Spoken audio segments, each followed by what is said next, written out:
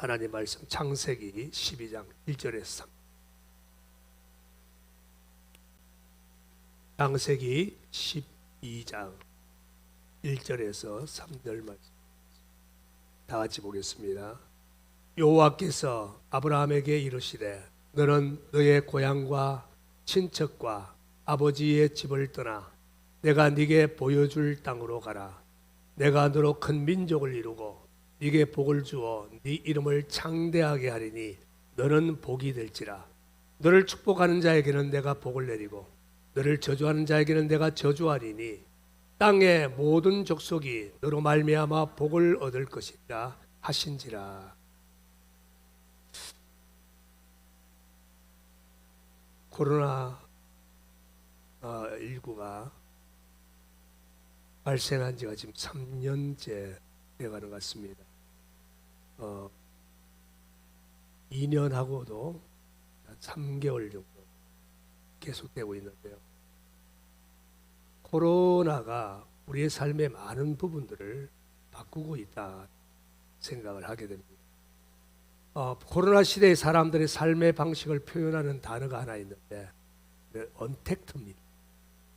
비접촉. 그래서 서로 대면하지 않고 살아가는 어떤 이런 감염을 막기 위해서 사람 간의 접촉을 최소화한다 하는 것이 언택트. 그래서 온라인 쇼핑, 그다음에 배달 앱 이게 굉장히 인기죠. 예배도 이제는 온라인으로 온라인 예배들이 보편화되어 가고 있는 그런 실정입니다. 바이러스는 사람의 육체를 공격하죠. 그런데 그 어떤 바이러스도 감염시킬 수 없는 것이 있습니다. 그게 뭐냐면요, 사람의 마음의 생각과 영혼 그리고 우리의 믿음입니다.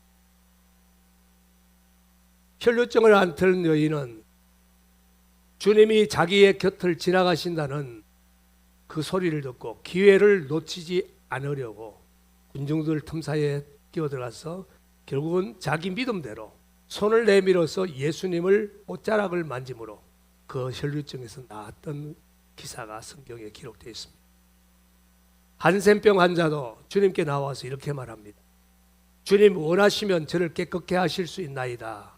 이렇게 고백했을 때에 주님은 그에게 손을 대시며 그의 부정한 몸을 깨끗하게 고쳐주셨던 것을 우리가 성경에서 봅니다. 그리고 그들은 병이 나음과 동시에 믿음으로 새로운 인생을 시작하게 되었죠. 포스트 코로나 시대, 우리는 언택트의 삶에서 콘택트의 삶으로 변화되어야 합니다. 능력의 하나님께 나가면서 우리 안에 또 우리 피차에 믿음의 스킨십이 우리 안에 일어날 때에 우리 믿음이 더 강하게 역사될 줄로 믿습니다. 이것이 우리 안에 이 거룩한 콘택트가 주님과 우리 사이에 나타나게 될 때에 하나님의 능력의 역사하심들이 우리의 삶을 통해서 나타나고 열매를 맺게 되는 줄로 믿습니다. 바로 이런 것들이 이 어려운 시기에 정말 믿음의 역사를 이루어 나가는 사람, 그 사람들이 정말 믿음 있는 성도들의 모습이 아닐까 하는 생각을 해봅니다. 오늘은 우리가 창세기 12장 1절에서 3절에 있는 말씀을 중심으로 우리가 믿음의 조상이라고 일컫는 아브라함에 대해서 몇 시간 계속해서 함께 나누려고 합니다. 아브라함은 노아의 12대 손이고 홍수 후 300년, 그러니까 대략적으로 BC 2000년쯤 유프라테스 강의 서편 갈대우르에서 출생했습니다. 아브라함의 본래 이름은 아브라함입니다. 이 아브라함의 뜻은 큰아버지, 고귀한 아버지라는 뜻이죠. 그런데 하나님께서 그의 이름을 아브라함에서 아브라함으로 바꾸어 주시고 아브라함에게 믿음의 거룩한 비전을 계시하시면서 열국의 아비다. 그래서 많은 민족을 그 마음속에 품고 하나님의 나라를 그 마음속에 품을 수 있도록 하나님께서 비전을 계시해 주셨던 것을 우리가 성경 속에서 보게 되어집니다.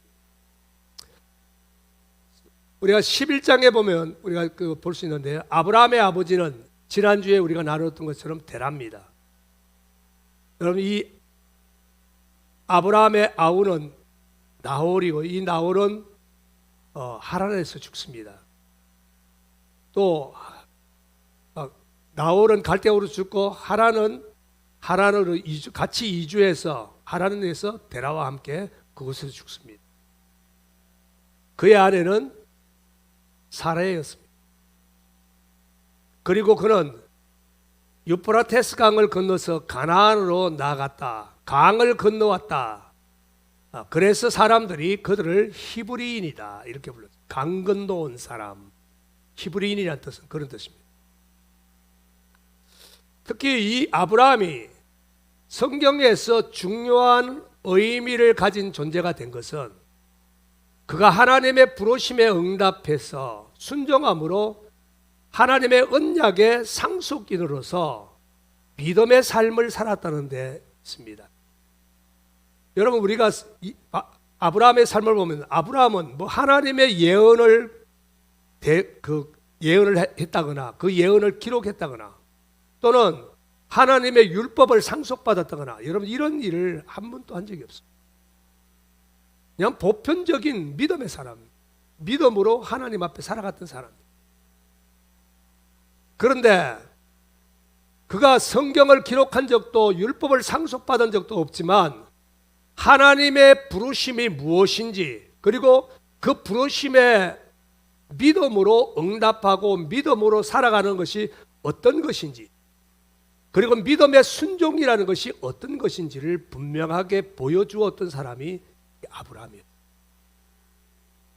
그래서 성경은 이 아브라함에 대해서 믿음의 사람이다, 믿음의 조상이다, 이런 이야기를, 닉네임을 붙여줬습니다. 근데 우리가 이 믿음의 조상이라는 이 말이 우리 성도들에게는 어떻게 잘못된 이미지로 이렇게 자리를 잡고 있는 걸 봅니다. 예를 들면 믿음의 조상의 믿음은 대단하죠. 어떻게 그런 순종을 할 수 있을까? 아니, 부모와 아비의 집과 친척과 모든 걸 다 떠나서 가라고 한다고 어디를 지금 인도하는지도 모르는 그 길을 그렇게 그냥 간다는 게 쉽겠습니까? 그래서 우리는 이렇게 말하죠. 우리 속담을 인용하면서 될성 싶은 나무는 떡잎부터 다르다. 믿음의 조상이니까 그런 믿음의 역사를 만들 수 있었던 거야. 그렇게 생각을 합니다. 그런데 성경에서 말하고자 하는 핵심은 그게 아닙니다. 아브라함도 그 믿음이 다듬어졌어. 많은 실수 끝에 결국은 하나님 앞에서 그 아들 이삭을 모리아 산에서 번제로 드릴 만큼 그런 믿음을 가질 수 있었다. 그러니까 다듬어지고 만들어지는 믿음이지, 여러분 처음부터 아브라함이 모리아 산상에 하나님의 그 아들을, 자기 아들을 번제로 드릴 수 있는 이런 믿음으로 자랐던 것이 아니라는 것을 성경은 이야기합니다. 첫 번째, 우리가 이 아브라함을 부르신 하나님에 대해서 이제 한번 생각해 보겠습니다. 우리가 아브라함의 삶을 보면 이 아브라함은 하나님의 부르심 앞에 정말 생각 없이 나아간 무모한 사람이다, 이런 생각이 살짝 듭니다. 어떻게 그렇게 순종할 수 있을까? 도대체 뭘 보고 하나님의 말씀을 순종하고 그렇게 따라갈 수 있었을까? 그런데 여러분, 우리가 하나님의 부르심을 보면 하나님이 아브라함을 부르실 때 하나님의 비전을 분명히 보여주시고, 그리고 그 비전을 쫓아갈 수 있도록 아브라함에게 믿음의 결단을 요구하셨던 것을 우리가 봅니다. 우리 창세기 본문의 말씀 다시 한번 읽어보겠습니다. 여호와께서 아브라함에게 이르시되 너는 너의 고향과 친척과 아버지의 집을 떠나 내가 네게 보여줄 땅으로 가라. 내가 너로 큰 민족을 이루고 네게 복을 주어 네 이름을 창대하게 하리니 너는 복이 될지라. 너를 축복하는 자에게는 내가 복을 내리고 너를 저주하는 자에게는 내가 저주하리니 땅의 모든 족속이 너로 말미암아 복을 얻을 것이니라 하신지라. 여러분, 이 창세기 12장 1절에서 3절 말씀을 보면요, 참 놀랍고 대단한 복입니다.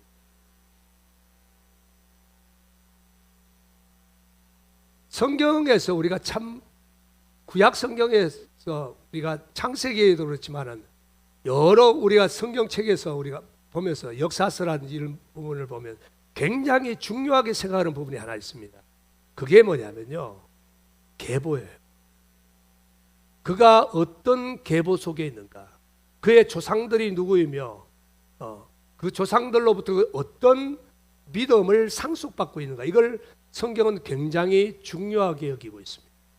마찬가지로 아브라함의 계보를 보면요, 아브라함은 셈족의 후손이에요. 그리고 노아의 직계 족보를 가지고 있는 사람입니다. 다시 말하면 노아로부터 그 장손들이 계속 이어져 온 그 계보가 가운데 태어난 사람이 이 아브라함이라는 거죠. 여러분, 이 아브라함의 가계는 그 가계가 가지고 있는 신앙의 내용이 있습니다. 가장 중요한 것이요, 창세기 3장 15절입니다. 창세기 3장 15절에 보면 이런 말씀이 있습니다. 내가 너로 여자와 원수가 되게 하고 내 후손도 여자의 후손과 원수가 되게 하리니 여자의 후손은 내 머리를 상하게 할 것이요 너는 그의 발꿈치를 상하게 할 것이라 하시고, 여러분, 이것이 하나님께서 범죄한 아담에게 주셨던 메시아에 대한 예언입니다. 이 예언을 하나님께 누구한테 줬습니까? 아담에게 주셨어요. 그 아담의 계보를 쭉 이어가죠. 여러분, 우리가 이 아브라함의 믿음의 배경은 우리가 두 가지의 측면에서 생각할 수 있는데, 첫째는 여러분, 아브라함이 이런 순종한 것은 어느 날 갑자기 가지게 된 순종이 아니라는 겁니다. 그가 갈대아 우르에서도 이 하나님의 음성을 들었는데, 이 아브라함은 하나님의 음성을 분별할 만큼 영적인 사람이었다는 것을 우리가 생각할 수 있습니다. 만약 아브라함이 그 아버지 데라처럼 우상 숭배자였다면 하나님의 음성을 분별하기는커녕 여러분, 믿음의 순종으로 가나안 행을 결단할 수 없었을 겁니다. 그 다음에 두 번째 우리가 생각할 수 있는 부분은요, 리브가의 오라비였던 라반의 고백입니다. 이 라반의 고백을 본 이삭의 아내를 찾기 위해서 여러분, 엘리멜렉이 하란을 가잖아요. 가나안 땅과는 전혀 상관없는 아브라함의 그 종족들이 거기 하란에 남아있는 그곳에서 아내를 취하기 위해서 하란을 갑니다. 그럼 이 하란을 가서 그들이 이 아브라함의 종을 하나님의 이름으로 받아들입니다. 여러분 이런 걸 한번 생각해 보십시오. 예를 들면 목사인 내가 화엄사 주지를 찾아가서 여호와의 하나님의 이름으로 인사를 하면 그들은 어떻게 이야기할까요? 나무 관세음보살이라 그래요? 아마 생뚱맞은 이게 무슨 이야기야? 굉장히 당황스러워하고 황당해할 겁니다. 자, 창세기에 한번 보십시다. 창세기 24장 31절 32절 말씀입니다. 아브라함의 종을 받아들이는 이 라반의 영접하는 멘트를 한번 보시기 바랍니다. 다 같이 한번 보겠습니다. 라반이 이르되 여호와께 복을 받은 자여 들어오소서 어찌 밖에 서 있나이까 내가 방과 낙타의 처소를 준비하였나이다. 그 사람이 그 집으로 들어가매 라반이 낙타의 짐을 부리고 집과 사르를 낙타에게 주매 그 사람의 발과 그의 동행자들의 발을 씻을 물을 주고. 라반이 뭐라고 초청을 해요? 뭐라고 이야기합니까? 여호와께 복을 받은 자여라고. 그러니까 이 라반도 지금 어떤 신앙을 가지고 있습니까? 하나님에 대한 신앙, 영적으로 이 아브라함의 가계와는 통하는 점이 분명히 있다는 겁니다. 또 한 군데 더 보겠습니다. 24장 58절에서 60절 말씀. 자, 리브가에게 지금 동행할 건지 이삭을 신랑으로 맞이할 건지 묻는 이야기입니다. 한번 보시겠습니다. 리브가를 불러 그에게 이르되 네가 이 사람들과 함께 가려느냐? 그가 대답하되 가겠나이다. 그들이 그 누이 리브가의 그의 유모와 아브라함과 종과 그의 동행자들을 보내며 리브가에게 축복하여 이르되 뭐라고 축복합니까? 우리 누이여 너는 천만이 내 어머니가 될지어다. 내 시로 그 원수의 성문을 얻게 할지. 하나님이 아브라함에게 주신 축복과 어떻습니까? 일치하죠. 그럼 이 사람들은 어떻게 이걸 알고 있을까? 그래서 가계라는 게 중요하다는 거예요. 믿음의 가계를 이룬다. 그래서 우리가 이 믿음의 가계를 이루고 믿음의 가계를 통해서 자녀들에게 내가 가진 이 믿음을 전수시켜 준다는 것이 얼마나 중요한 이야기인가를 우리 여기서 볼 수 있습니다. 여러분 성경의 이 기록을 볼 때에 아브라함의 계보 속에 있는 사람들이 그들의 신앙적인 성향, 영적인 성향이 어떤 것인지를 우리가 볼 수 있게 해주는 대목입니다. 그들은 서로 믿음을 고백하면서 하나님이 하신 일들을 간증하고 있습니다. 하나님이 나를 이곳까지 인도하셨습니다. 하나님께서 계속해서 당신을 이끄시길 원합니다. 그리고 자기 동생이 지금 가는 그 길을 축복할 때 하나님이 아브라함에게 모든 열방을 이룰 수 있는 열방의 꿈을 주시고 민족의 꿈을 주셨잖아요. 그 나라에 대한 꿈을 주셨잖아요. 그런데 여러분 이 라반이 자기 동생 리브가가 가는 그 길을 축복하면 네가 천만인의 어미가 될 거야. 그들이 이런 믿음의 배경을 이런 믿음을 가질 수 있었던 것은 하나님의 언약이 아담으로부터 시작해서 계속해서 내려오는 전수되어지고 있는 배경이 그 가운데 있다는 것을 우리가 발견합니다. 여러분 저희 집은요 제가 3대째 목사고 우리 창국 목사님이 4대째 목사. 믿음의 어떤 계보들이 계속. 저는 할아버지를요 한 번도 본 적이 없어요. 왜냐하면 그분들은 제가 이 남한 땅에 살 때에 들어갈 수 없는 북한 땅이나 그다음 그 영길 쪽에 사셨기 때문에 거기서 순교하셨죠. 자, 우리 형제들이 많은 형제들이 대부분의 형제들이 다 저기 영길 중국에 있습니다. 제가 처음 방문한 게 언제냐면요. 내가 나이 거의 40이 되었을 때 그때쯤 그 중국을 처음 방문했어요. 근데 참 놀라운 게요. 한 번도 만나본 적이 없잖아요. 우리가 한 번도 생각을 맞추어 본 적이 없잖아요. 그런데 우리가 동일한 계보 속에 있다는 그것만을 가지고서요. 영적으로 이게 서로 통하더라는 거예요. 믿음을 전수받았던 우리 아버님이 우리에게 전수해주고 거기에는 또 우리 아버님의 형제들이 있는데 형제들이 또 그 자손들에게 신앙을 전수해줬던 여러분 이런 일들을 통해서 우리가 영적으로 서로 통하는 관계가 되었던 것을 우리가 보게 됩니다. 마찬가지입니다. 여러분 우리가 추론해 보자면 아담이 언제까지 살았습니까? 아담이 930세를 살아요. 930세를 사는데 그게 언제냐면 노아의 아버지였던 라멕 56세 때까지 살고 죽습니다. 그러면 여러분, 이 아담이 살아있는 동안 그는 그 자손들에게 어떤 존재였을까요?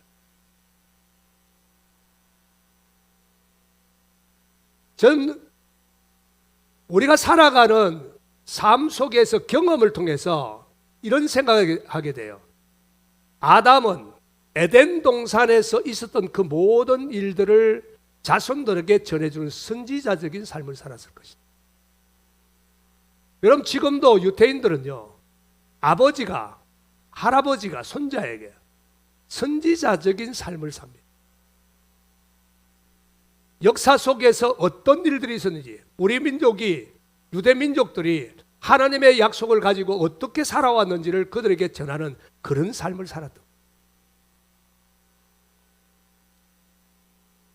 에덴에서 주신 마지막 소망이 뭐예요?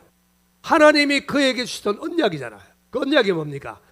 여인의 후손이 오면, 너의 죄의 문제를 해결할 여인의 후손이 오면 그가 마귀의 모든 권세, 죄의 권세를 깨뜨리고 너희를 자유롭게 할 것이다는, 여러분, 이 소망을 그들에게 주신 거예요. 아마 그 이야기를 계속해서 전했을 거예요.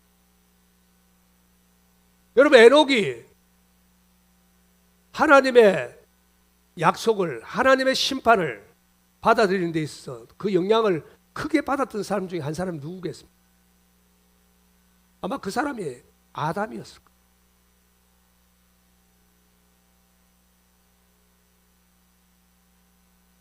그들은 아담의 죄로 말미암아 하나님이 창조하신 이 창조의 역사가 병들고 땅의 모든 피조물들이 고통받는 저주가 임하게 되었다는 사실을 알고 있습니다. 하나님은 이렇게 무너진 창조의 질서와 목적을 회복하기 위해서 하나님의 계획을 계시했는데, 그게 바로 성경에서 말하고 있는 여인의 후손인 겁니다.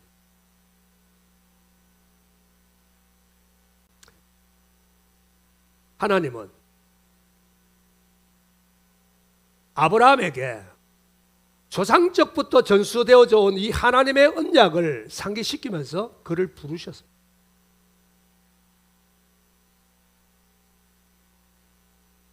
우리가 이 아브라함의 그 삶을 우리가 생각할 때, 그가 하나님의 언약을 전수받은 계보 속에 태어난 자임을 우리 절대로 잊어서는 안 돼요.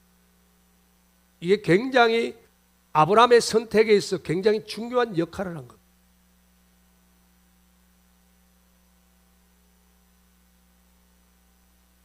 하나님은 아브라함이 하나님의 말씀을 따라 순종하며 가나안으로 나아가게 하시고 아브라함을 복의 통로로 세우시겠다는 하나님의 약속을 아브라함에게 하시고 있습니다. 내가 너를 통해서 모든 민족이, 모든 사람이, 모든 인류가 복을 받게 합니다. 하나님의 계획은 사람에게 복을 주는 것이 하나님의 계획이지 인간을 망하게 하는 것에 하나님의 계획이 있지 않습니다.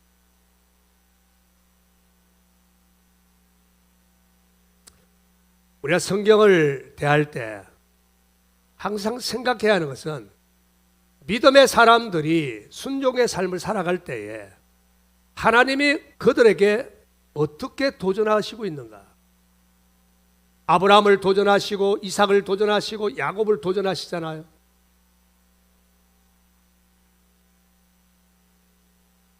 우리들의 삶을 움직일 수 없는 실체적인 비전이 없다면 그건 맹목적인 거죠.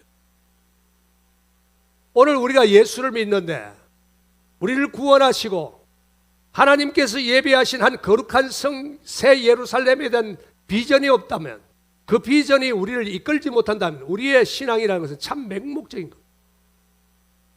우리가 영적으로 믿음으로 하나님이 허락하신 영적인 그 세계가 분명히 존재하고 우리에게 주어질 것임을 믿음으로 보기 때문에, 믿음으로 이것을 우리는 받아들이기 때문에 우리는 그 길을 걸어갈 수 있는 거예요.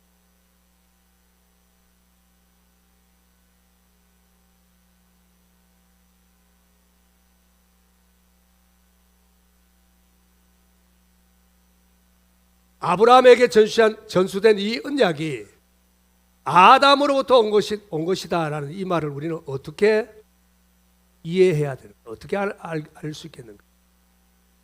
여러분, 우리가 아브라함이 가나안에 들어와서 곳곳을 이동합니다. 여러분, 이동할 때마다 아브라함이 한 게 뭔지 아세요? 희생의 제사. 양을 잡아서 각을 뜨고 제단 위에 올려놓고 불로 그 제물을 태우는 거예요. 근데 하나님을 향한 제단을 쌓을 때 이 희생의 제단을 쌓은 것이 이게 우연한 일이겠습니까?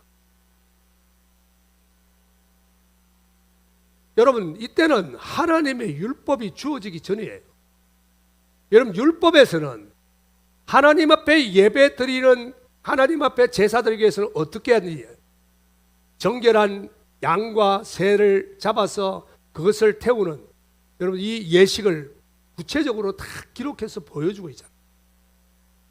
근데 아브라함이 태어날 때는, 아브라함이 실제 활동할 때는 모세에게 주신 그 율법은 한참 뒤에, 적어도 한 500년 뒤에 있는 이야기예요. 율법이 주어지기 전인데 이런 제사를 누구에게서 배웠겠는가? 어떻게 배웠겠는가?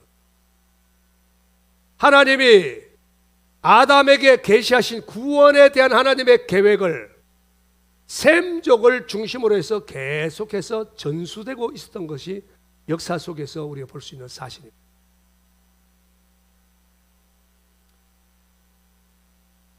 여러분, 아벨도 제단을 쌓았어요. 어떻게 제단을 쌓습니까? 가인은 곡식으로 제사를 드렸지만 아벨은요, 구별된 양 새끼를, 양을 잡아서 하나님 앞에 제물을 올려든 희생의 제물을 드렸던 것을 우리가, 자, 그걸 누가 보여줬고, 아벨은 누구한테 배웠을까요? 아마 아버지가 하나님 앞에 제사 드리는 그 장면을 보고 배웠을 거예요. 사람은요, 자기가 살아가면서 배워서 몸에 익혀진 것이 아니면 하지 않습니다. 그걸 한다는 것은 굉장히 어려운 것. 여러분, 어떤 가문에 흐르는 어떤 특징들이 있는데요. 왜 그런 특징들을 가지냐면 그게 몸에 익었기 때문에 쉬운 거예요.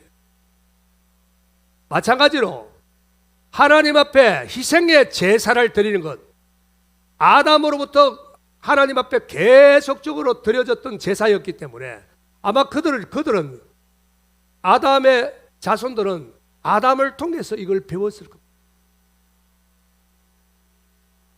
노아가 홍수가 끝나고 배에서 내려서 가장 먼저 했는 게 뭐예요? 제사예요. 근데 어떻게 제사 지내는지 한번 볼까요?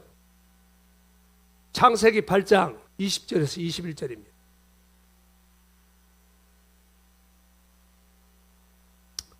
노아가 여호와께 제단을 쌓고 모든 정결한 짐승과 모든 정결한 새 중에서 제물을 취하여 번제로 제단에 드렸더니 여호와께서 그 향기를 받으시고 그 중심에 이르시되 내가 다시는 사람으로 말미암아 땅을 저주하지 아니하리니 이런 사람의 마음이 계획하는 바가 어려서부터 악함이라. 내가 전에 행한 것 같이 모든 생물을 다시 멸하지 아니하리니. 자, 여기에 보면 하나님 앞에 드린 짐승이 어떤 짐승입니까? 여러분, 성경에는 분명히요, 하나님 앞에 제사를 드릴 수 있는 희생의 제물이 정해져 있어요. 어떤 짐승이야 합니까? 정결한 짐승, 정결한 새입니다. 정결한 짐승이라는 것은 소가 짐승 가운데 굽이 갈라지고 그 다음에는 되새김질 하는 거. 우리가 사람이 먹을 수 있는 그것만 먹으라 그랬어. 그리고 하나님 앞에 제사를 드릴 때도 여러분 이 제물로서만 하나님 앞에 제사를 드려주세요. 그 다음 새 중에는 이 발이 가죽으로 연결되는 오리처럼 이렇게 연결되어져 있지 않고 썩은 고기를 먹지 않는 그런 새를 정결한 짐승이라고 합니다. 자, 여러분 이거는 정결한 짐승과 정결한 새는요 레위기에 보면 나오는 이야기예요. 근데 노아의 시대에 레위기는 계시되지 않았습니다. 주어지지 않았을 때. 그러면 이런 제사를, 이 같은 제사를 누가 가르쳤을까요? 아담으로부터 전수되어진 제사예요. 하나님께서 그들에게 가르쳐주신 그런 제사를 그 가운데 드렸던 것을. 그래서 우리가 성경에서 열왕기도 그렇고 사무엘서 그다음에 열왕기 역대기 쭉 보면은 군데군데에 족보가 나와요. 그들은 굉장히 족보를 가계를 중요하게 생각해요. 어떤 가계에서 태어났냐가 참 중요합니다. 오늘 우리들도 믿음의 계보를 이루어 나가는 것이 우리 인생에 참 중요한 일이라는 것을 깨달아야 합니다. 자, 둘째는 그럼 왜 땅을 옮기게 하시는?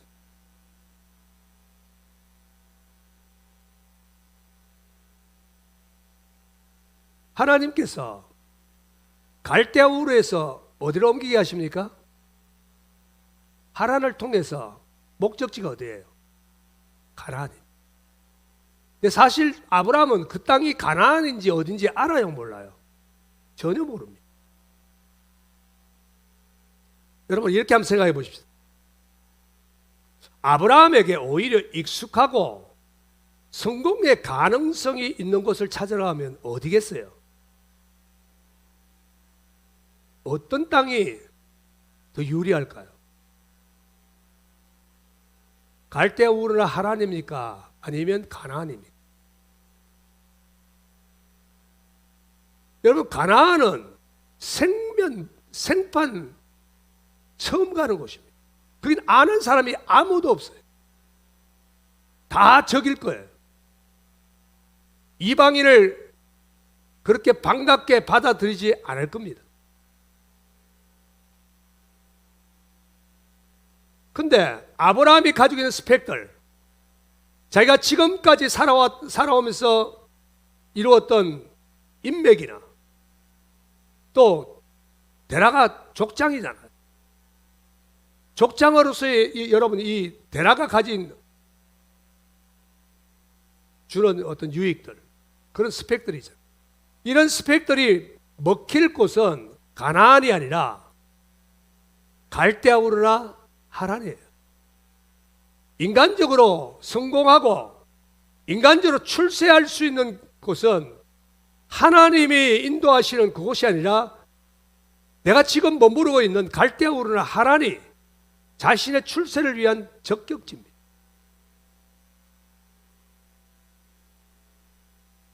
근데 하나님이 그곳에서 불러서 가나안으로 이끄시는 거 보면 하나님께서 아브라함을 부르신 이유가 세상에서 성공하고 출세하는 것이 초점이 아니라는 것을 우리가 발견합니다.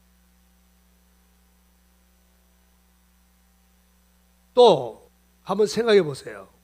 중요한 사실이 하나 있습니다. 하나님의 성품 중에 하나는요, 하나님의 편재성입니다. 편재성이 뭐예요? 하나님은 어디에나 계십니다.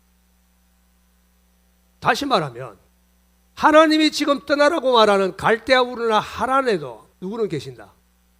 하나님 계십니다. 어디서든 하나님 믿으면 되는 거지. 굳이 가나안 땅까지 갈 이유가 뭐가 있습니까? 그게 무리한 요구란 말이에요.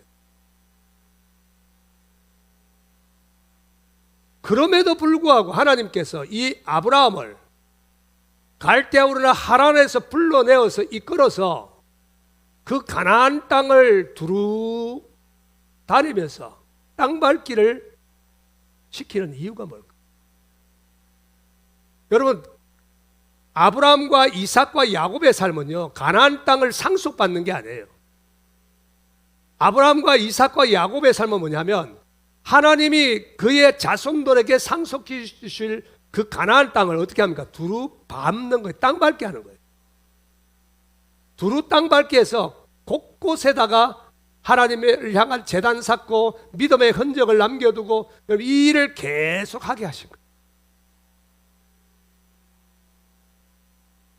우리가 믿음으로 산다는 게 어떤 걸까요? 여러분, 믿음으로 산다는 것은 어떻게 보면 전혀 다른 역사를 내가 지금까지 살아온 땅이 아닌 새로운 땅에 그 삶을 세워나가는 것. 다시 말하면 교회라는 이 땅에 함께 하나님의 역사를 우리가 세워나가는 것. 이거는 지금까지 내가 살아왔던 삶과는 전혀 다른 삶이죠.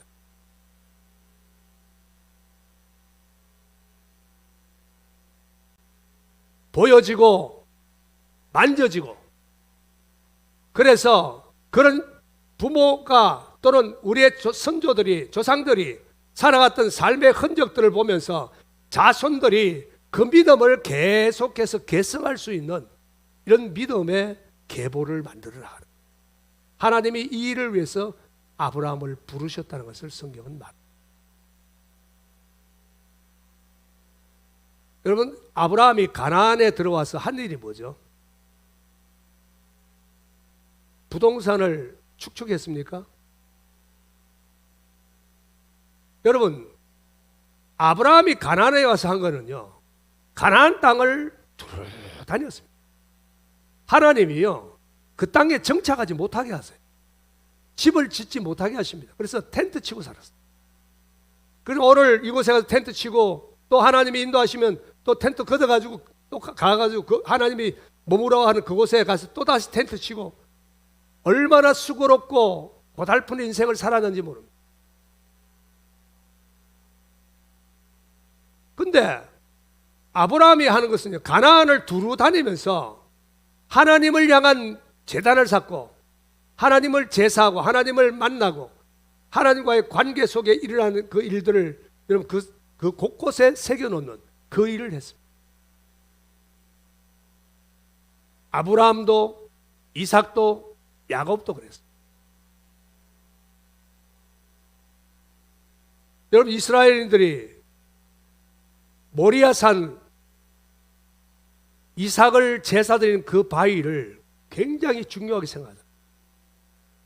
여러분, 그거는 이스라엘 사람들만 중요하게 생각하는 게 아니고 아브라함을 자기 조상으로 여기고 있는 이슬람권에 있는 여러분 그 사람들도 똑같이 그 땅은 굉장히 소중하게 생각해요.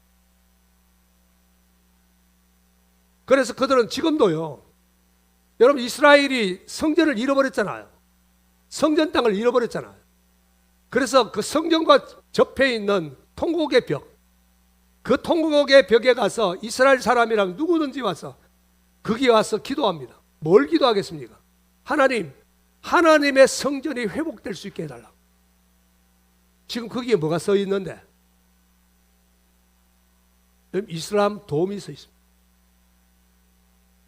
그럼 거기에 세워지려면 엄청난 천지 개벽하는 일들이 일어나야 합니다. 그런데 지금 그들은요, 끊임없이 그 돌틈에다가 소원을 빌고 종이를 뭘 기록해서 끼워 넣기도 하고, 그리고 하나님 앞에 그 토라를 들고 끊임없이 그 앞에 서서 벽을 보고 기도합니다.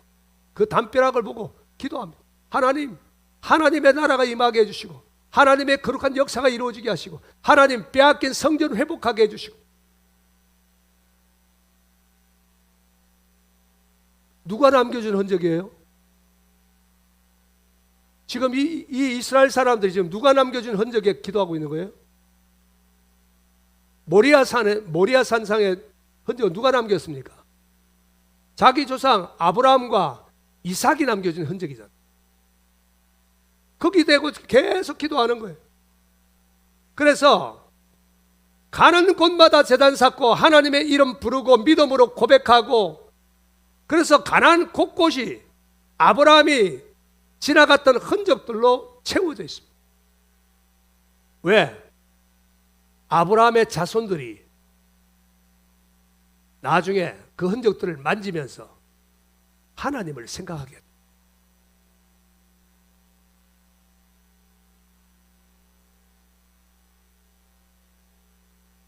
사도행전 7장 4절에서 5절 말씀 보면 스데반이 이렇게 말합니다. 아브라함이 갈대아 사람의 땅을 떠나 하란에 거하다가 그 아버지가 죽음에 하나님이 그를 거기서 너희 지금 사는 이 땅으로 옮기셨느니라. 그러나 여기서 어떻게 해요? 발붙일 만한 땅도 유업으로 주지 아니하시고 다만 이 땅을 아직 작식도 없는 그와 그의 후손에게 소유로 주신다고 약속하셨다. 하나님이 불러내시면 책임지고 땅을 주시든지 뭘 하셔야 될 거 아니에요. 근데 하나님의 계획은 아브라함에게 그 가나안 땅을 물려주는 거기에 목적이 있지 않습니까? 더 큰 하나님의 계획이 있는 거예요. 그게 뭡니까? 하나님의 우리를 모든 인류를 구원하실 구원자 되신 예수 그리스도, 그분을 우리 가운데 보내시는, 그분을 보내기 위해서 여러분 세상에 많은 민족들이 있는데 그 중에 하나를 택해야 될 거 아니에요. 예수가 세상 곳곳에 다 날 수는 없잖아요. 그래서 하나님 이스라엘을 택했어. 이스라엘 가운데서 누구를 택합니까? 아브라함을 택하시고, 아브라함 가운데 자손들 가운데 유다를 택하시고, 다윗을 택하시고, 그의 후손으로 누가 왔습니까? 예수 그리스도가 오십니다.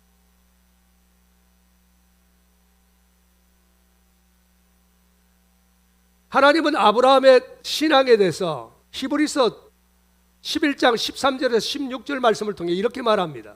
우리 자주 여기 보셨지만요, 다시 한번 보십시오. 이 사람들은 다 믿음을 따라 죽었으며 약속을 받지 못하였으되 그것들을 멀리서 보고 환영하며 또 땅에서는 뭐라고? 외국인과 나그네임을 증언하였으니 그들이 이같이 말하는 것은 자기들이 본향 찾는 자임을 나타냅니다. 그들이 나온 바 본향을 생각하였더라면 돌아갈 기회가 있었으려니와 그들이 이제는 더 나은 본향을 사모하니 곧 하늘에 있는 것이라. 이러므로 하나님이 그들의 하나님이라 일컬음을 받으심을 부끄러워하지 아니하시고 그들을 위하여 한 성을 예비하셨느니라. 아브라함이 바라고 아브라함이 생각한 비전이 뭐예요? 이 세상이 아닙니다. 갈대아 우르도 아니고 가나안 땅도 아닙니다. 아브라함의 자손으로 실 예수 그리스도로 말미암아 우리에게 주실 영원한 본향, 한 거룩한 성, 새 예루살렘. 영원한 그 땅을, 영원한 그 세계를 사모하고 그것이 자신에게 주어질 본향임을, 본질임을 여러분 이 아브라함은 고백하고 있습니다. 만약에 아브라함이 그 땅을, 가나안 땅을 바꾸자 했다면 당연히 그 땅을, 그 민족들을, 가나안 칠족속을 몰아내고 그 땅을 차지했어야죠. 만약 하나님의 목적이 가나안 땅을 아브라함에게 주시는 것이었다면 아브라함은 그 가나안 땅을 상속받았을 거예요. 근데 사도행전 7장의 말씀을 볼 때 하나님의 목적이 가나안이 아니라 아브라함을 통해 오실 한 자손으로 세워질 믿음의 나라인 교회,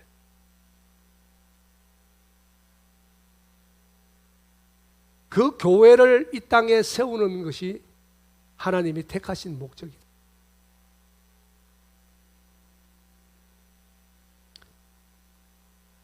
히브리서는 이렇게 말하죠. 그들은 약속을 받았으나 약속을 받지 못했다. 하나님이 약속 주셨죠. 하나님이 말씀으로 약속 주시고 하나님께서 자손에 대한 약속을 분명히 주셨습니다. 그런데 약속을 어떻게 했다고요? 받지 못했다.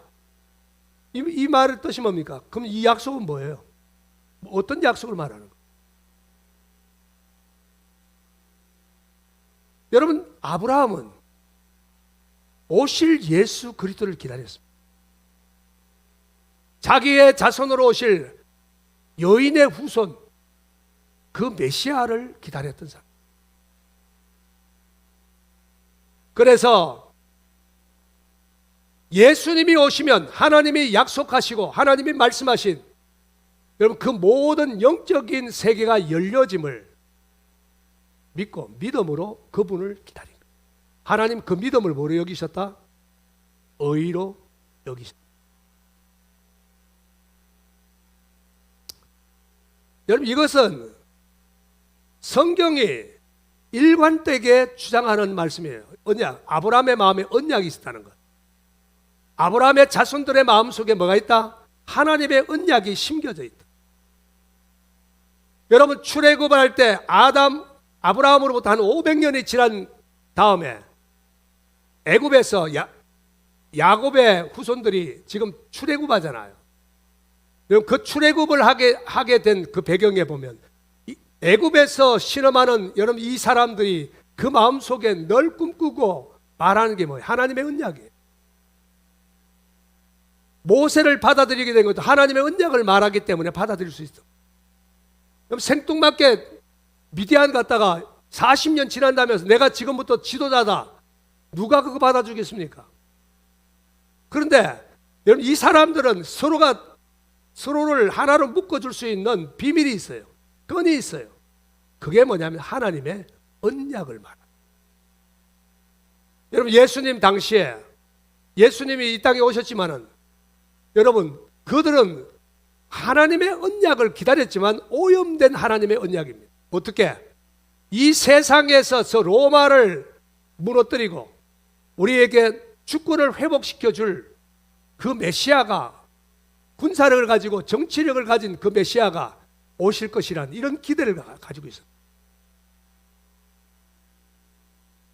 근데 하나님은요, 그렇게 역사하지 않으십니다. 여러분, 그들의 모든 역사를, 구약의 역사와 신약의 이 모든 역사를 쭉 우리가 살펴보면 성경은 믿음의 계보 안에 있는 사람들의 가슴에는 일관되게 늘 뭐가 있다? 이 하나님의 언약이 작동하고 있습니다.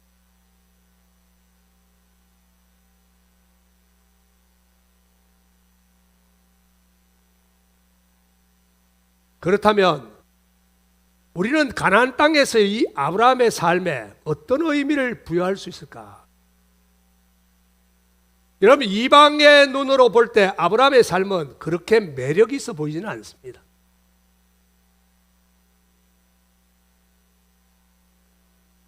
늘 텐트를 옮기면서 살아가는 삶이 얼마나 불편하겠습니까? 나그네로서 사는 것. 여러분, 그리스도인은 이 땅을 나그네로서 사는 거예요. 거류자라 그랬어요. 우리가 바라고 소망하고 꿈꾸는 것은 이 땅이 아닙니다. 하나님이 우리에게 허락하실 그 영원한 세계를 바라고 소망하고 그 영원한 땅이 우리의 삶에 이루어지기를 바라고 원하는 것.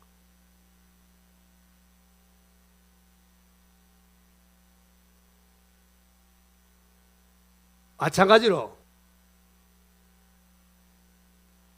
여러분, 이스라엘 사람들에게 있어서 이 아브라함의 삶은요, 우리는 아브라함의 삶이 굉장히 추상적이라는 생각이 들지만 히브리인들에게 있어 이 아브라함의 삶은 추상적이지 않습니다. 그들이 살아가는 삶의 땅 곳곳에 새겨진 이 흔적, 조상 아브라함의 삶을 그들은 만지고 접하고 그리고 고백합니다. 이렇게 고백합니다. 아브라함의 하나님, 이삭의 하나님, 이스라엘의 하나님, 그 하나님이 나의 하나님이십니다. 가나안 땅 곳곳에 예배의 흔적으로 채워나갔던 아브라함의 하나님, 이삭의 하나님, 야곱의 하나님, 만져진다는 거예요.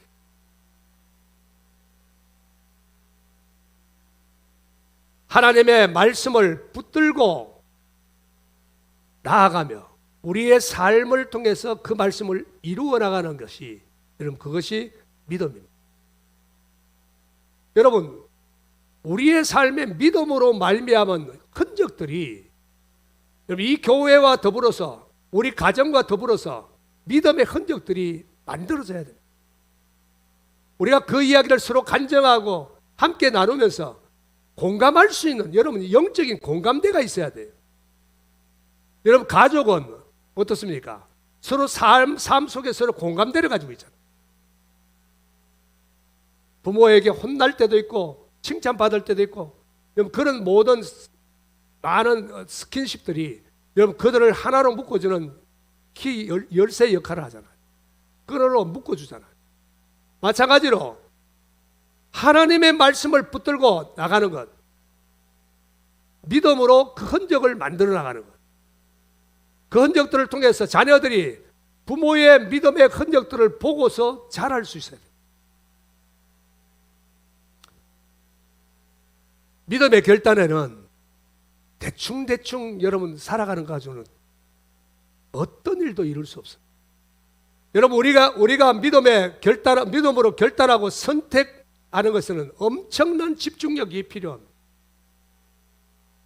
여러분, 우리가 하나님의 말씀 잘 들어놓고 돌아가서 여러분 이 교회당을 나가면서 우리는 하나님 말씀을 잊어버리죠. 그 말은 다시 말하면 집중력이 없다는 겁니다. 정말 내가 하나님 말씀을 들었으면, 하나님 말씀의 은혜를 받았으면 어떻게 살아야 됩니까? 그 은혜를 받은 것을 내 집에서, 그 집에 있는 관계에서, 우리가 이웃들과의 관계에서, 그 관계를 통해서 그게 나와야 돼요. 하나님의 실정과 동행하는 삶, 매일의 인도하심으로 결국은 아브라함이 가나안 땅까지 가게 되는 거잖아요. 마찬가지로 우리가 하나님의 실존하심과 동행하고 하나님의 말씀에 이끌림을 받아서 매일매일 우리의 삶의 인도함을 받을 때 결국 우리가 다다르는 곳이 어디냐? 하나님이 우리를 위해서 예배하신 거룩한 성 새 예루살렘.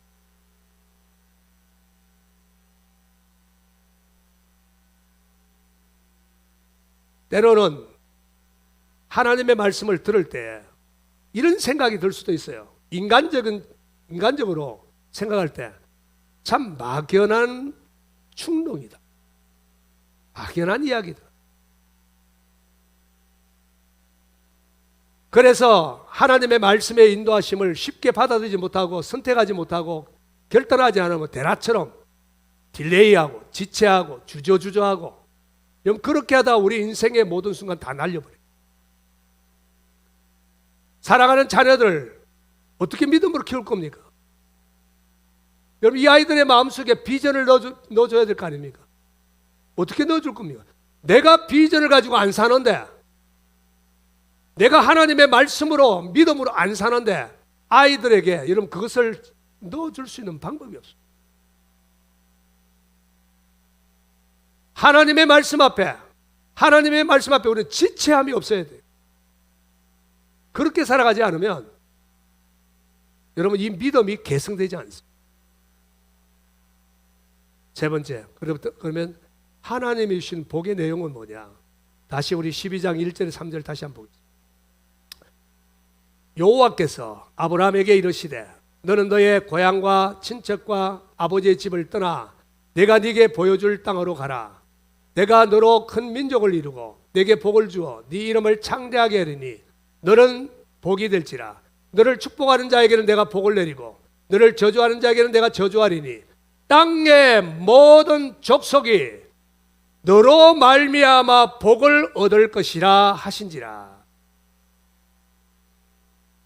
여러분, 하나님을 부르시는, 아브라함을 부르시는 하나님, 여러분 그 하나님의 말씀을 보면 솔직히 우리가 받아들이기에 살짝 부담스럽고 당황스러운 부분이 있습니다. 그게 뭐예요? 모든 인맥을 내려놓으라는 건 심하지 않은 거예요. 내가 이 인맥을 만들어 나가기 위해서 얼마나 예의를 써. 또 둘째는요, 하나님이 보여줄 땅이라고 말했는데 그 보여줄 땅이 어딘지를 제시하고 있지 않습니다. 그러니까 이 말은 어디로 갈지 모른다는 거예요. 어디로 가야 할지를 갈 바를 알지 못했다고 이야기합니다. 하나님이 어디를 보여줄지 모르는 정말 엉뚱한 상상할 수 없는 그 세계 속에 날 갖다 던져버리면 인생 쪽 나는 거예요. 그래서 참 받아들이기 쉽지 않습니다. 세 번째는요, 하나님이 이렇게 말해요. 하나님 복을 주세요. 우리는 이렇게 말하죠. 하나님 복을 주세요. 먼저 복 주시면 따라갈게요. 하나님 내게 보여주시면 내가 그거 보고 따라가겠습니다. 근데 하나님은 뭐라고 말씀하시면 이렇게 말합니다. 먼저 순종하면 어떻게 하겠다? 내가 복을 주겠다. 네가 내가 지시할 땅으로 가면 너로 민족을 이루게 하고 모든 민족이 너를 통해서 복을 받게 하는 복의 근원이 되게 하겠다. 하나님이 그렇게 말씀하시는. 좀 이거 하나님하고 나하고 흥정해야 되지 않나요? 좀 조율해야 되지 않나요? 그런데 참 놀랍게도요, 아브라함은 이 말씀을 붙들고 지금 어떻게 하고 있습니까? 그대로 순종하고 있다는 거예요.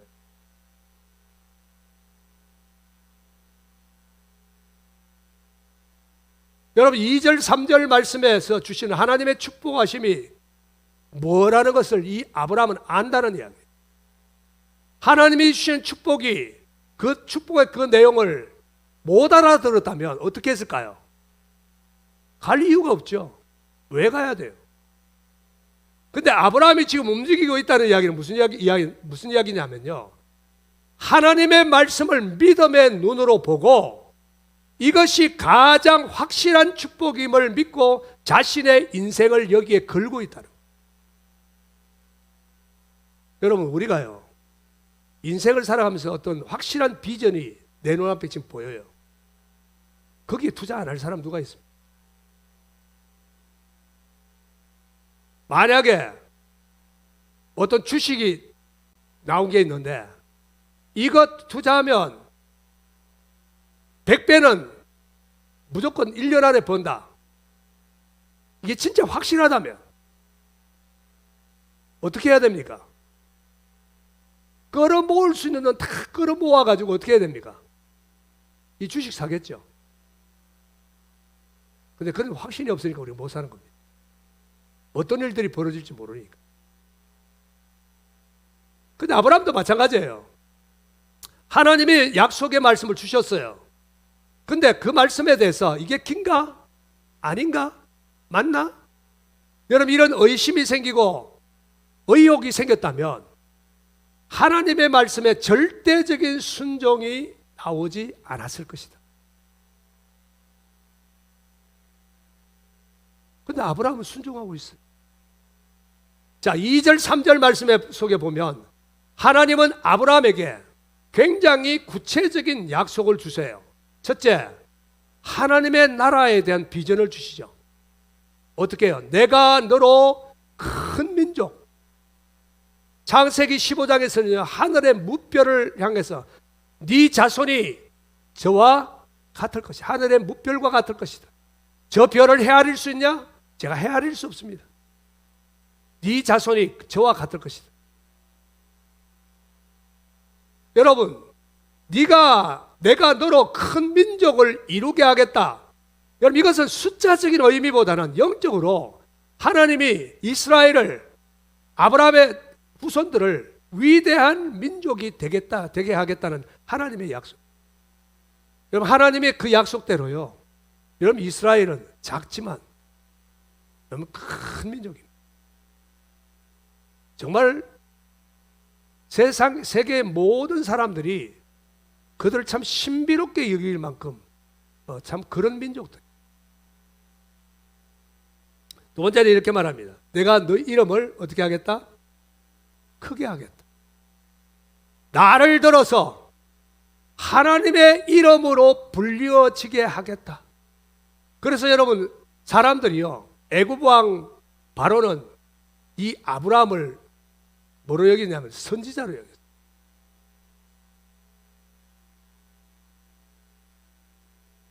하나님의 이름으로 불려지는 아브라함, 이 이름이 많은 사람에게 회자되어서 그 이름을 영광스럽게 하고 그 이름의 명예를 얻게 하겠다. 그래서 여러분, 이스라엘은요, 하나님 앞에 기도할 때 이렇게 기도합니다. 아브라함의 하나님, 우리 조상 아브라함의 하나님, 이삭의 하나님, 야곱의 하나님이시여. 여러분, 그들은 우리 조상이 아브라함이라는 것을 자랑스럽게 여기고, 우리 조상 아브라함이 하나님의 그 축복하심 가운데에 살아갔다는 그것을 그들은 여러분 영광스럽게 생각해요. 하나님의 이름으로. 여러분, 우리가 누구 이름으로 불려져요? 성자 하나님의 이름으로 불려지고 있어요. 어떻게? 그리스도인으로. 그리스도인으로. 그리스도의 사람. 하나님은 우리가 그렇게 불려져도 우리를 부끄러워하지 않겠다. 기쁨으로 우리를 받아주시겠다고 약속. 그래서 내 이름을 어떻게 하겠다? 크게 하겠다. 여러분, 사람이요, 누군가 내 이름 석자 김중혁이라는 이 이름 석자가 별 볼 일도 없어요. 사실은 세상에 가서 내 이름을 외치면요, 아무도 몰라요. 인터넷에 제 이름을 쳐봤어요. 한 사람 나오더라고요. 소설가요. 별로 유명하지도 않은 소설가. 근데 하나님이요, 내 이름을 부끄러워하지 않겠다는 거예요. 내 이름을 하나님의 이름으로 불려지게 하고 자랑스럽게 하시겠다는 거예요. 근데 정말 별 볼 일 없는 내 이름이라도 누군가가 내 이름을 무시하고 멸시해요. 그래서 내 이름을 가지고서 이름 석자를 가지고 장난을 쳐요. 그러면 기분이 어때요? 아주 기분 나빠요. 진짜 더러워요. 그래서 싸우게 돼요. 당신이 뭔데 말이야, 내 이름 가지고 함부로 장난치냐고.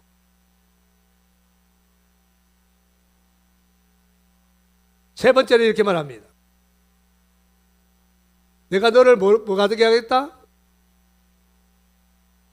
복에 그는 2절 말씀에 오니까 너는 복이 될지라. 그리고 3절, 너를 축복하는 자에게 내가 복을 내리고 너를 저주하는 자에게 내가 저주하리니 땅의 모든 족속이 아브라함으로 말미암아 뭘 얻으리라? 복을 얻을 것이라. 누구로 말미암아? 아브라함으로 말미암아. 복의 근원이 되겠다는 말이 무슨 뜻입니까? 하늘의 복을 전하는 통로가 되게 하겠다는 거예요. 하나님께서 준비하신 하늘의 복이 있어요. 여러분, 이 하늘의 복을 세상을 향해 전달하는 이 파이프라인이 되게 하신 하나님이 그 일을 위해서 우리를 부르시고 우리를 택하셨다는 것을 기억하십시오. 여러분, 복이라 그러니까요, 많은 사람들이 이것을 기복적으로 생각을 합니다. 그런데 하나님께서 이 복이라 할 때는 기복적인 세속의 물질이나 성공이나 출세에 대한 게 아닙니다. 어떤 겁니까? 하나님이 아브라함을 통해서 계획하신 게 뭐예요? 이 세상을 불행에서 건지실 예수 그리스도, 그분을 아브라함의 자손으로 우리 가운데 보내시겠다. 자, 마태복음 1장 1절 한번 보세요. 뭐라고 이야기하고 있나요? 마태복음 1장 1절 다 같이 한번 읽어볼까요? 아브라함과 다윗의 자손 예수 그리스도의 뭐다? 계보다. 예수 그리스도가 누구의 자손으로 온다? 아브라함의 자손으로, 다윗의 자손으로 온다는.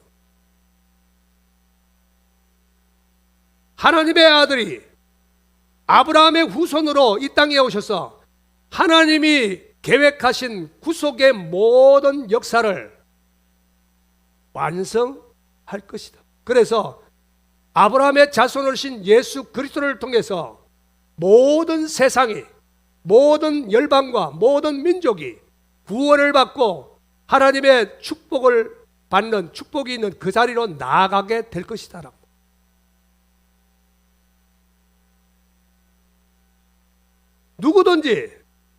누구든지예요. 우리가 열심히 노력하고 우리를 수고했기 때문에 주어지는 결과가 아닙니다.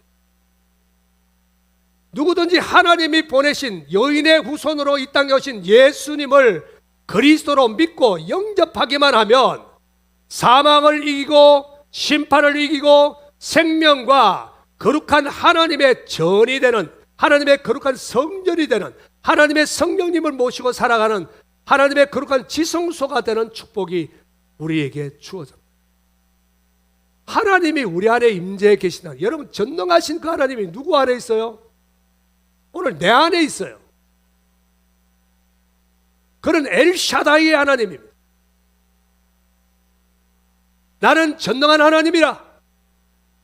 여러분, 그 하나님이 나와 동행하고 함께하면서 우리의 삶을 더 힘있게 하시고 더 복되게 하시고 더 아름답게 하실 줄 믿습니다. 여러분, 이게 복이에요. 하나님 주시는 복이에요. 저는 원하기는 오늘 말씀을 들은 우리 모두가요, 이 하나님의 복을 받기를 원합니다. 나를 통해서 여러분, 많은 사람들에게 이 복음이 전해져야 되고, 많은 사람들이 이 복음으로 초청이 돼야 되고, 많은 사람들이 이 복음으로 말미암아 거듭나서 하나님의 자녀가 되어야 됩니다. 그 일을 하기 위해서 하나님이 택하신 한 계보가 있습니다. 누구예요? 오늘 우리가 생각한 아브라함입니다. 오늘 말씀을 맺습니다. 가나안 행은 아브라함 개인적으로 볼 때에도 결코 쉽지 않은 선택이었을 겁니다. 그가 가나안 도착했을 때 아브라함의 나이가 75세였어요. 그가 70년을 자기를 위해서 준비했던 모든 스펙들, 인맥과 또 가족의 관계와 그 사회를 향해서 준비했던 모든 스펙들이 한순간에 다 날아가 버렸습니다.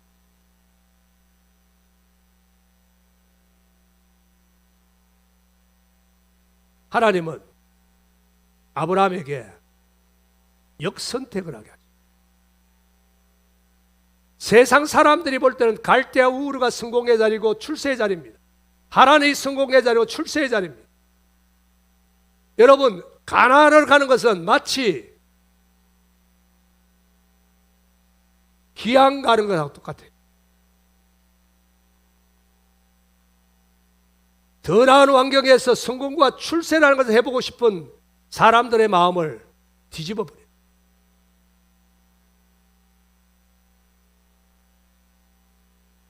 근데 하나님의 계획은 이겁니다.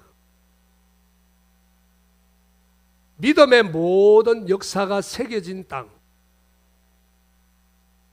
자녀를 위한 부모의 기도, 눈물의 그 기도가 있는 땅, 하나님 앞에서 정말 전심으로 찬양하고 그 찬양을 통해서 하나님을 만나고 그 기쁨을 누렸던 그 자리,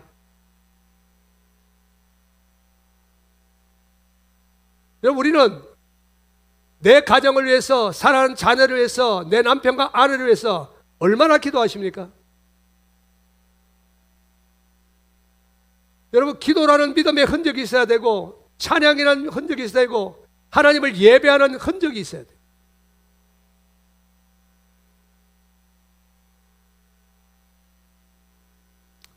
하나님이 내게 주신 내 가정을 정말 이런 믿음의 계보로 만들어야겠다. 어디를 만지든지 어디를 보든지 하나님이 생각나고 하나님이 만져지고 믿음의 역사가 만져지고, 여러분, 그런 영적인 갈망이 우리 안에 있어야 될 줄 믿습니다. 여러분, 한번 여러분 자신을 두고서 한번 생각해 보십시오. 오늘 우리 집안은 어떤 영적인 흐름이 있는가?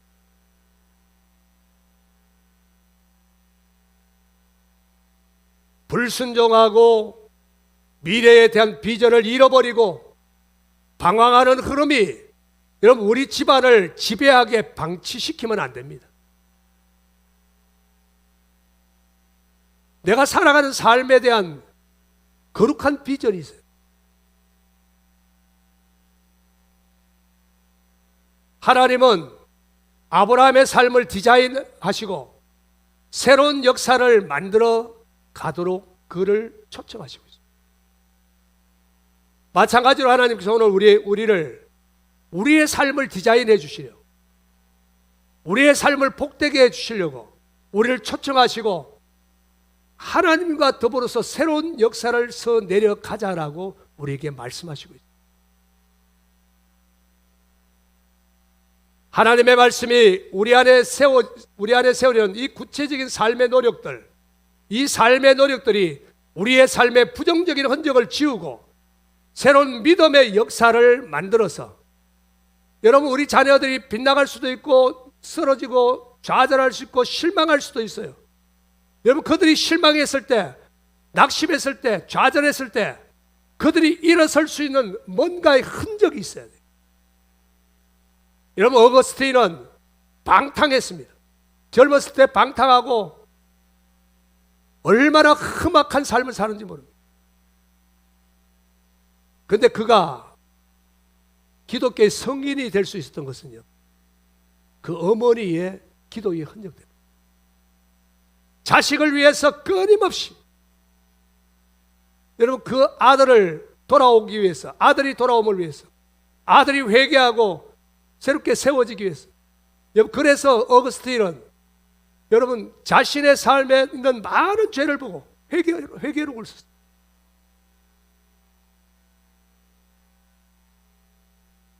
만약 어머니가 그 기도의 흔적들을 보여주지 않았다면 과연 오늘의 어거스틴이 존재할까요?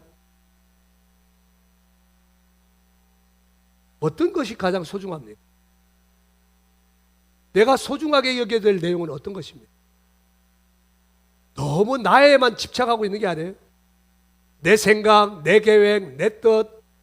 여러분 이런 것들만 중요하니까 정작 살아가는 사람들의 그 모든 것들이 다 무시되고 짓밟히고 내팽개쳐지고 그렇게 되고 있지는 않은지 우리가 한번 돌아보고 살펴요. 믿음의 사람이 되십시오. 믿음으로 역사를 만들어 가십시오. 여러분 믿음이 없이는 하나님이 주신 약속을 볼 수가 없어요. 아브라함은 하나님께서 밤하늘에 무수한 저 별들을 보게 하시고 네 자손을 저와 같게 할 것이다 그렇게 말씀했을 때 아브라함은 믿음으로 자기의 자손들이 저 별 은하수 하늘에 뿌려진 수많은 별들 같은 자기 자손들을 봤어요. 오늘 우리가 하나님 앞에 그런 믿음을 가져야 될 줄 믿습니다. 오늘 말씀을 들은 여러분들이 이런 믿음의 귀한 삶을 살아갈 수 있기를 주님의 이름으로 축원을 드립니다.